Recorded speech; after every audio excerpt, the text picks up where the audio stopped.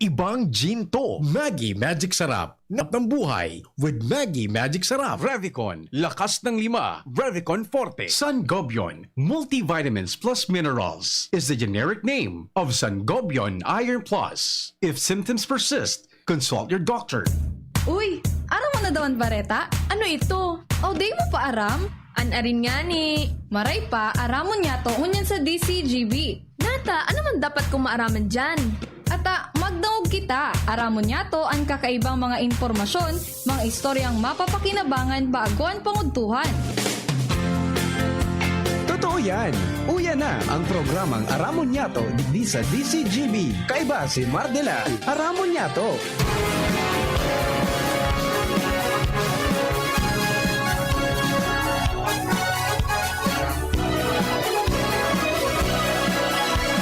Kabayan, dapat mong malaman na kailangan mong maintindihan ang usapan na may kinalaman sa iyong kapaligiran. Kaya ng aming sinabi, makinig ka. Dito sa inyong bahay, makiklaming. Dito sa programa, Mardela, ating kasama. Pakinggan natin si Mardela. Samahan natin si Mardela. Sa balita, issue at sa komentaryo, kay Mardela tayo ay panalo. Pakinggan natin si Mardela. Mga tugang, good morning sa Indo ka boss. Welcome sa ang programa. Aramon niya itong pong aldaw na ininin Webes. That's dos sa bulan kan September 2021. Special non-working holiday ngunyan po sa Albay. Kasarabay po mga syudad. Dahil po sa birthday ni General Simeon Olac, the last general to surrender sa mga Amerikano. Ayan. So yun na po dyan na all a day dahil lang po sa Republic Act 11136. So yun na po ka boss. Sa mga hindi papasok ngayon, wala kayong dagdag. So mga pumapasok ngayon, yun ang may dagdag. No work, no pay. Special non-working holiday. Okay, anyway, di ba sa mga kababayan natin, good morning po. Ako po ang sa lingkod Mardela dahing iba, sadit sana. Pero tiyan, medyo halipot lang po iribanan ta, pero yan po katuwang ta, siyempre. At kung mapagariwa sa Mega Force Patrol, sa technical side, Ronald Baldo, mantang yaman sa Production Assistance Center, Angel Mustaza, ang kaganda ng sa kasi ng tuyang katuwang sa Social Media Department, sina Arvin at saka si Richard. Kami po ka boss, mga tugang minasaludar, minapabot din sa ng mga morning. Kahit man kamo sa mundo, keep safe po tabi. Okay? So, 15 minutos bago po mag alas 11, medyo halipot lang iribanan tatapag alas 11, ang programa po kang DNR, kapalibutan tatamanon ta ang bibigyan natin ng daan, okay? So, without much ado, dagdagan ta na po mga istorya, halipot dyan sa lahat. Nasa linya suyang The Flash, Luwins Bursi Barcena, partner, good morning, please come in. Yes, sana matabi, Partner Mar, good morning. Kasi na good morning sa gabos na mga parantabay. Location kan DCGP News niya, ang digdikit na tabi, Partner Mar, sa Naval Forces of Southern Luzon, ng Porson Philippine Navy, na kung saan, primerong aldamunyan ka na pinagigibong Philippine Military Academy o PMA Entrance Examination. Ngunyan tabi, Partner Mar, sa out of 300 at pinag-aasahan, naging 250 sa naso nag-aratin dirigdi. Asin na may mga muyang ipasabot tigdi ang komandansya kanang Porsol. Kung papaano, buda kung ano ang dapat nakibuhon. So mga gusto, buda interesadong mag-exam sa Philippine Navy na ang gigibuhon mismo, tigdi mismo sa laog kan kampo kang na Porsol. O ningon yan tabi para naman makakaulay ta, si Lieutenant Rigel Gatarin, na Director ng Public Affairs Office ka na Porsol Bicol, tanganin ang mapapasabot ang publiko may kinaraman sa siring na bagay. Tagalog tabi kita, Partner Mar. Good morning po, sir. Alert po tayo ngayon sa DCGB. Ano po ang mga dapat nating ipaalala sa ating mga kababayan sa publiko may kinalaman po sa PMA entrance exam, si Partner Martela po ng programang Aramon Niato sa DCGB na sa kabilang linya. Hello, sir. Good morning. Lieutenant Major Secretary, the Public Affairs Officer ng Persol, we are now conducting a 3-day Philippine Military Entrance Examination po ngayon. So from 2, 3, and 4, will... Yes, sir. So ngayon, ongoing tayo, sir, yung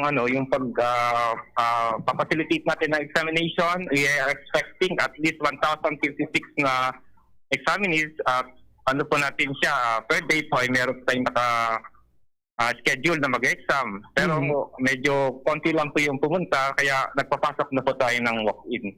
So for those mga gusto pang mag-try ng pagkakataon na pumasok sa Philippine Military Academy, welcome pa rin po yung gusto mag-walk-in.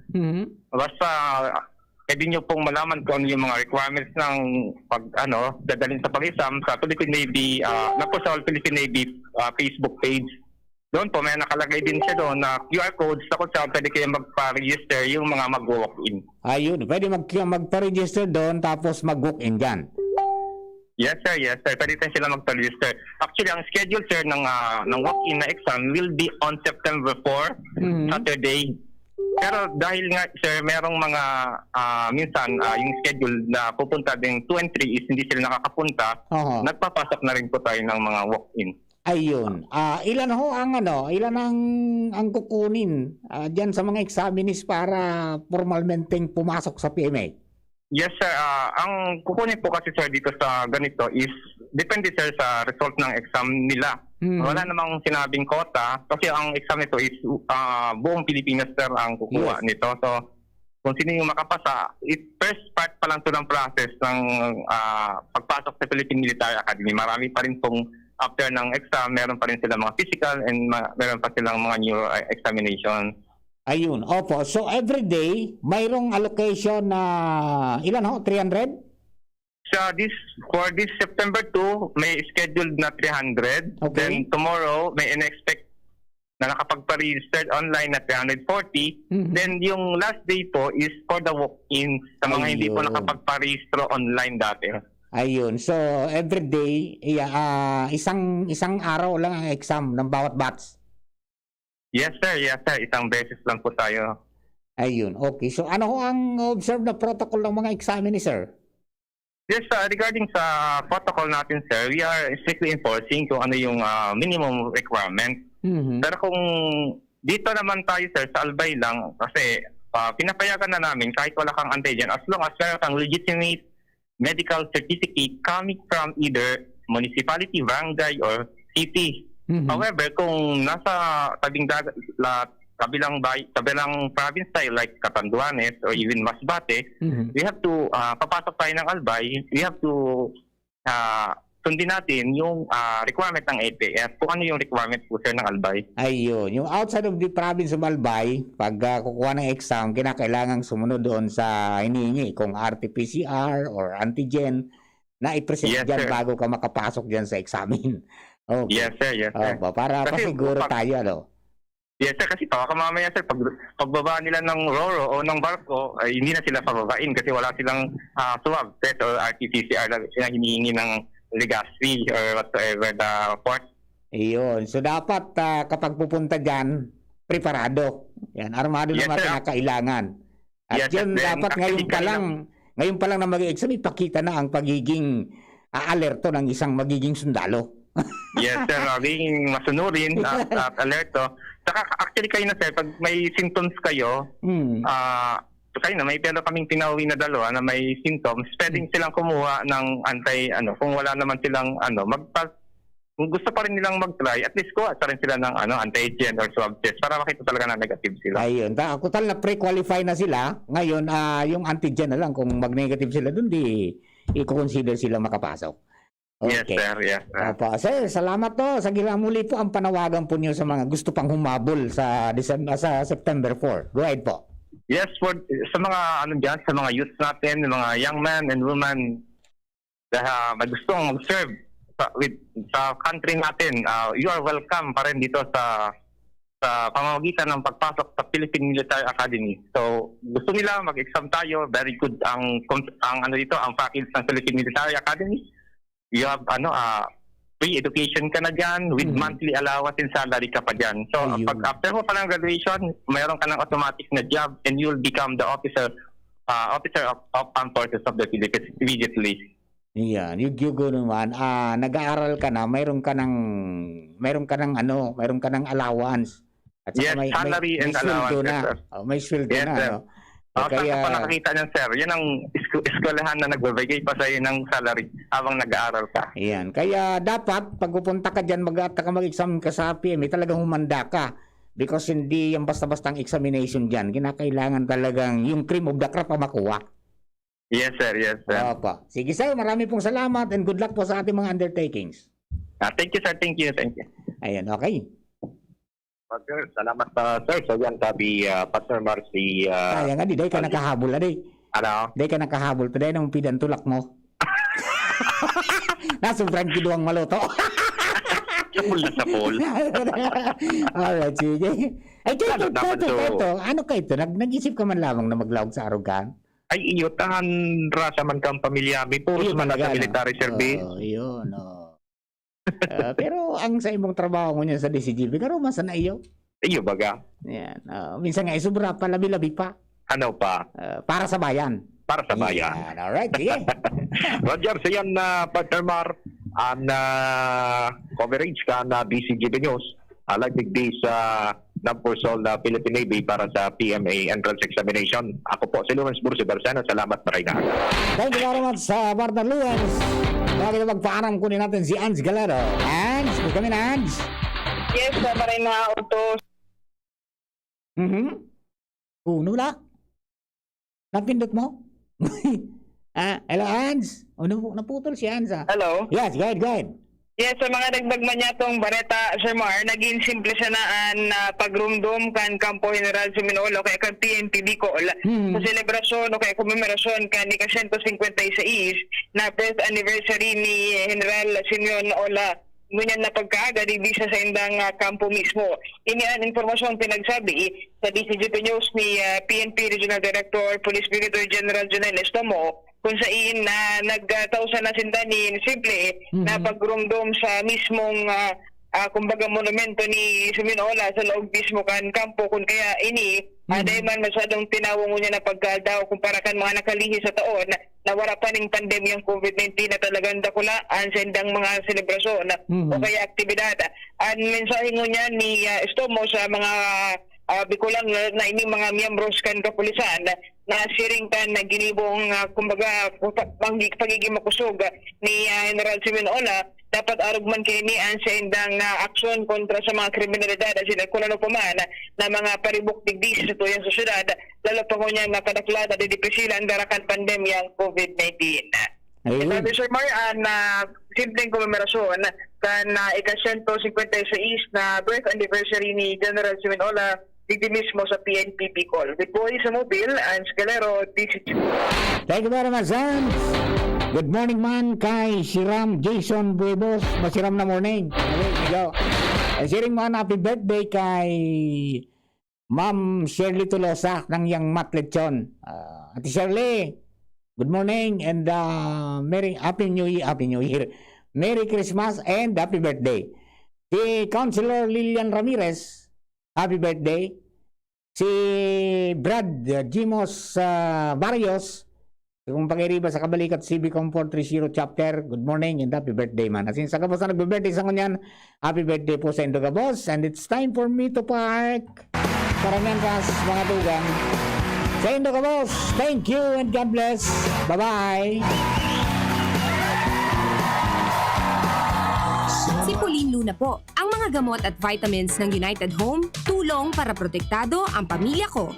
Bahay ko to, protektado ko. Bahay ko to, protektado ng United Home. Gamot na panlagnat na masarap at sulit. Si Pauline Luna po. Para sa lagnat ng anak ko, United Home Kidalets. Bahay ko to, protektado ko. United Home. Sipolino na po. Para etsapuera ang virus, mag-United Home CTAB at CTAB Premium. For as low as 2 pesos 30 centavos SRP. Bahay ko to, protektado ko. United Home. Unilab yan. Paracetamol is the generic name of United Home Kidilets. Ascorbic acid and sodium ascorbate are the generic names of United Home CTAB and CTAB Premium. If symptoms persist, consult your doctor. Ang saranggola at ang tali nito ay maaaring lumapit, sumabit o bumuhol sa linya ng kuryente. Dahil sa lakas ng kuryenteng dumadaloy sa linyang ito, ang paglapit at pagdikit ng anumang bagay na hawak ng tao tulad ng tali ng saranggola ay maaaring daluyin ng kuryente at maging sanhi ng aksidente o pagkamatay. Maaari ring maantala ang daloy ng kuryente dahil dito. Ang paalalang ito ay mula po sa NGCP. Kapatid, sa iyong sexual at reproductive health, ito ba ang pinakamabuting paraan ng pagdedesisyon? Huwag iasa sa tsansa ang kalusugan mo. Konsulta sa iChoose. Sa mga health workers na mapangunawa, mahusay at matulungin para ang desisyon mo tama, hindi tsamba. Tara, usap tayo. Practice safe sex para sa healthy Pilipinas. Harapin ang hamon, mga true hero. Sa neuropathy di magpapapigil. Pag namamanhid, nangangalay, o may tusok-tusok na ramdam, mag-neurobion na.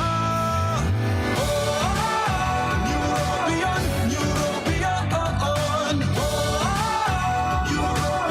Neurobion.